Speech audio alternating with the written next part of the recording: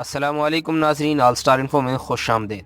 حسب سابق حسب روایت ایک نئی ویڈیو اور نئے تعارف کے ساتھ حاضر ہوئے ہیں، اور آج کی ویڈیو میں ہم آپ کو تعارف کرائیں گے پاکستان کی تاریخ میں پہلی مرتبہ فوجی آمر کو سزا دینے والے جسٹس وقار احمد سیٹھ کی زندگی کے بارے میں بتائیں گے، اور یہ بھی ڈسکس کریں گے کہ آخر ان کے ساتھ کیا ہونے جا رہا ہے، اور ٹی چوک پر 3 دن تک لاش لٹکانے والے فیصلے پر کیا رد عمل آنا چاہیے۔ تفصیلات میں جانے سے قبل آپ ہمارا چینل سبسکرائب کریں اور بیل کے آئیکن کو ضرور پریس کریں تاکہ ہماری ہر آنے والی نئی ویڈیو آپ کو بر وقت ملتی رہے۔ وقار احمد سیٹھ 16 مارچ 1961 کو ڈیرہ اسماعیل خان میں پیدا ہوئے۔ آپ نے ابتدائی تعلیم کنٹونمنٹ پبلک سکول پشاور سے حاصل کی۔ 1977 میں ایف جی کالج سے آپ نے ہائر سیکنڈری سرٹیفکیٹ حاصل کیا۔ 1981 میں بیچلر آف سائنس کی ڈگری اسلامیہ کالج پشاور سے لی۔ 1985 میں خیبر لا کالج سے ایل ایل بی کی ڈگری حاصل کی، جس کے بعد 1986 میں آپ نے ایم اے پولیٹیکل سائنس میں ڈگری حاصل کی۔ 1985 میں آپ نے ایڈوکیٹ کے طور پر پریکٹس شروع کر دی اور آپ چھوٹی عدالتوں میں پیش ہوتے رہے۔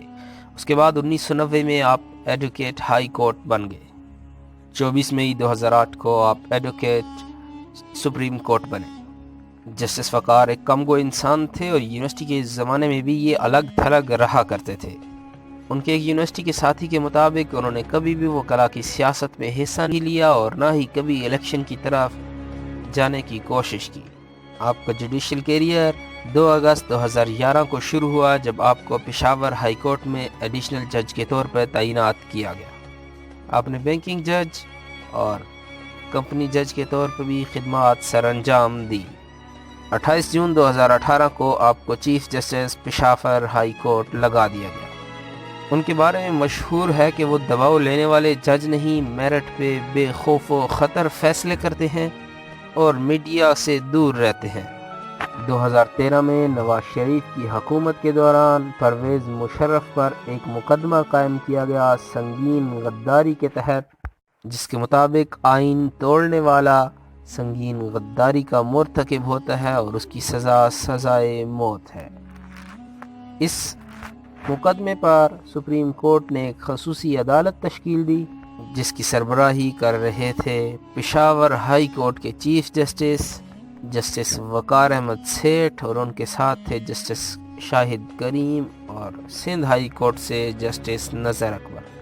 17 دسمبر 2019 کو اس خصوصی عدالت نے ایک فیصلہ دیا، جس کی وجہ سے پاکستان کے میڈیا پر اور عالمی میڈیا پر اسے خوب پذیرائی ملی اور جسٹس وقار احمد سیٹھ کا نام ابھر کر سامنے آنے لگا۔ اس فیصلے کے مطابق جسٹس وقار احمد سیٹھ نے تحریر کیا، سابق صدر جنرل پرویز مشرف سنگین غداری کے مرتکب ہوئے، ان کو سزائے موت دی جاتی ہے اور ان کو مثالی موت دی جائے۔ اس فیصلے کا آنا تھا۔ ملک میں سیاسی سرگرمیاں بڑھنے لگیں، فوج کا غم و غصے کا اظہار آئی ایس پی آر نے کیا۔ اس کے ساتھ ہی جسٹس وقار کا پوسٹ مارٹم شروع ہو گیا۔ جسٹس وقار کے پرانے تمام فیصلے کھل کر میڈیا پر دکھائے جانے لگے۔ جسٹس وقار اس سے پہلے کیا کیا فیصلے کر چکے ہیں آپ کو بتاتے ہیں۔ جنرل رحیل شریف کے دور میں قائم کی گئی فوجی عدالتوں نے جن لوگوں کو سزائے موت دی تھی، پشاور ہائی کورٹ کے چیف جسٹس وقار احمد سیٹھ نے ان کو معطل کر دیا اور فوج سپریم کورٹ میں ریویو کے لیے چلی گئی۔ جسٹس وقار نے کے پی کے میں فوج کو زیادہ اختیارات دینے کے خلاف بھی فیصلہ دیا۔ اس کے ساتھ ساتھ جسٹس وقار عدم شواہد کی بنا پر ایجنسیز کے نامزد لوگوں کو مسترد کر کے بری کر چکے ہیں۔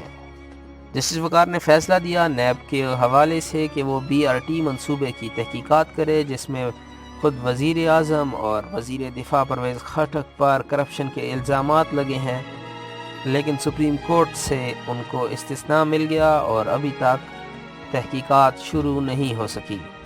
17 دسمبر کے فیصلے کی فضا ابھی باقی تھی کہ تفصیلی فیصلہ آیا جس نے ہر طرح کے لوگوں کو حیران و پریشان کر دیا۔ اس فیصلے کے مطابق مشرف کو 5 مرتبہ سزائے موت کا حکم دیا گیا۔ پیرا نمبر 66 میں جسٹس وقار زکا نے تحریر کیا کہ ایجنسیز قانون نافذ کرنے والی ایجنسیز کو حکم دیا جاتا ہے کہ وہ مشرف کو گرفتار کر کے لائیں اور پھانسی دیں، اور اگر پھانسی سے قبل مشرف مر جائے تو اس کو گھسیٹ کر، اس کی لاش کو گھسیٹ کر ڈی چوک پہ لایا جائے اور 3 دن تک پارلیمنٹ کے سامنے ڈی چوک پہ لٹکا دیا جائے۔ باقی تمام فیصلے سے اتفاق کرنے والے جسٹس شاہد کریم نے اس پیرے سے اختلاف کیا، جبکہ جسٹس نظر اکبر نے پورے فیصلے سے ہی اختلاف کیا۔ یاد رہے اس سے قبل برطانیہ میں جنرل کرامویل نے بزور طاقت آئین کو معطل کر کے ملک پر قبضہ کیا تھا، جس کے بعد ان کے مرنے کے بعد ان کی لاش کو ان کی قبر سے نکالا گیا اور ان کے سر کو 24 سال کے لیے ایک کھمبے سے لٹکا دیا گیا۔ اس کے بعد کسی کو بھی آئین شکنی کی ہمت نہ ہوئی۔ ممکن ہے یہ مثال جسٹس وقار احمد کے سامنے ہو تو انہوں نے اس کا فیصلہ کیا، لیکن باقی 2 ججز کے اختلاف کے باعث یہ پیرا قابل عمل نہ رہا۔ فیصلے کے پیرا نمبر 56 میں انہوں نے لکھا کہ تمام فوجی اپنے یہ حلف اٹھاتے ہیں کہ وہ خدا کی قسم اٹھا کر یہ یقین سے کہتے ہیں کہ کبھی کسی سیاسی سرگرمی میں انوالو نہیں ہوں گے، لیکن اعلیٰ عدالتیں کے حکم کے باوجود اعلیٰ قیادت فوج کی بار بار یہ حلف نامہ توڑتی رہتی ہے۔ ایک اور حیرت انگیز بات جو ویکیپیڈیا کے ذریعے سامنے آ رہی ہے، کیونکہ جج صاحب کا تعلق ڈیرہ اسماعیل خان سے ہے، ویکیپیڈیا میں ان کے ریلیشنز میں لکھا ہے کہ وہ JUI کے مولانا فضل الرحمان کے سالے لگتے ہیں۔